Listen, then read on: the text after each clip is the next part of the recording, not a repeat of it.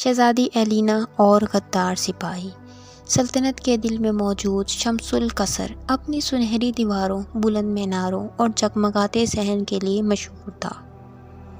یہاں روشنی اور خوشبو کا راج تھا، مگر روشنی کے ساتھ ہمیشہ اندھیروں کے قدم بھی قریب ہوتے ہیں۔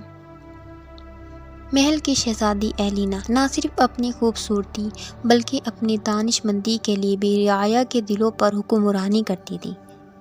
وہ اکثر رعایا کے مسائل سننے کے لیے چھپ کر عام بستیوں میں جایا کرتی۔ ایلینا نے کئی دنوں سے محسوس کیا کہ محل میں کچھ بدلا بدلا سا ہے۔ پہرے داروں میں ایک نیا چہرہ، سپاہی کمال الدین، سب کی نظر میں وفادار تھا، لیکن اس کی نظریں اکثر شبہ پیدا کرتی۔ رات کے وقت اس کا غائب ہونا اور راہداریوں میں گھسر پھسر ایلینا کے دل کو بے چین کرنے لگا۔ ایک شام جب پورا محل موسیقی میں مصروف تھا، ایلینا خاموشی سے لائبریری گئی۔ وہاں اس نے کمال الدین کو ایک خفیہ خط پڑھتے دیکھا جس پر دشمن ریاست کی مہر سب تھی۔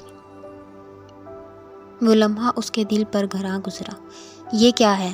ایلینا نے بلند آواز میں پوچھا۔ کمال ہچکچایا، پھر خط چھپا کر بولا، شہزادی یہ صرف ہدایات ہیں۔ لیکن ایلینا کے دل کو یقین ہو گیا کہ پردے کے پیچھے کچھ خوفناک ہے۔ چند دن بعد دشمنوں نے ریاست کے اسلحہ خانے پر حملہ کیا۔ حیرت کی بات یہ تھی کہ انہیں ہر خفیہ راستے، ہر کمزور کونے کی خبر تھی۔ بادشاہ حیران رہ گیا۔ ایلینا کا شک اب یقین میں بدل گیا کہ کوئی اندرونی ہاتھ دشمنوں کو سہارا دے رہا ہے۔ ایلینا نے خفیہ طور پر کمال الدین کا پیچھا کیا۔ ایک رات وہ اسے پرانی سرنگ میں گئی جہاں وہ دشمن کے قاصد کو کاغذ دے رہا تھا۔ ایلینا کے قدموں کی چاپ پر وہ مڑا تو اس کی آنکھوں میں خوف اور حیرت دونوں جھلکنے لگے۔ ایلینا نے تلوار نکالی اور کہا، کمال الدین، تم نے اپنی قسم توڑی ہے، تم اب سپاہی نہیں غدار ہو۔ کمال نے قہقہ لگا کر کہا، طاقت کے کھیل میں وفاداری کی کوئی جگہ نہیں شہزادی۔ پھر اچانک اس نے اپنے ساتھیوں کو اشارہ کیا۔ وہ لوگ ایلینا پر ٹوٹ پڑے۔ لمحہ بھر کو وہ قابو میں آ گئی، مگر اپنی ذہانت اور بہادری سے اس نے ایک سپاہی کی تلوار چھین کر خود کو آزاد کرایا۔ زخمی مگر پرعزم ایلینا نے محل کے خفیہ محافظوں کو خبر پہنچائی۔ کمال کو بالآخر محل کے محافظوں نے پکڑ لیا۔ اس کے پاس دشمنوں کے خط، نقشے اور سونے کی تھیلیاں ملیں۔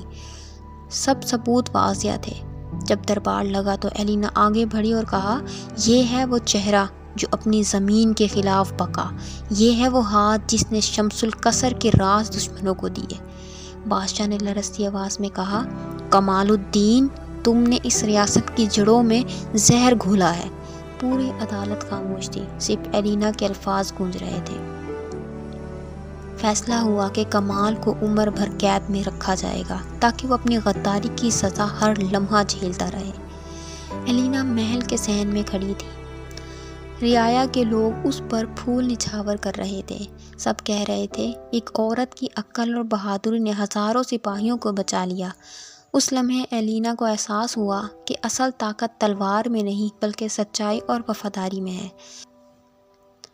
شمس القصر پہلے سے زیادہ مضبوط ہوا۔ ایلینا نے اپنی آنکھوں سے دیکھ لیا کہ غداری وقتی فائدہ دے سکتی ہے، مگر انجام ہمیشہ رسوائی ہے۔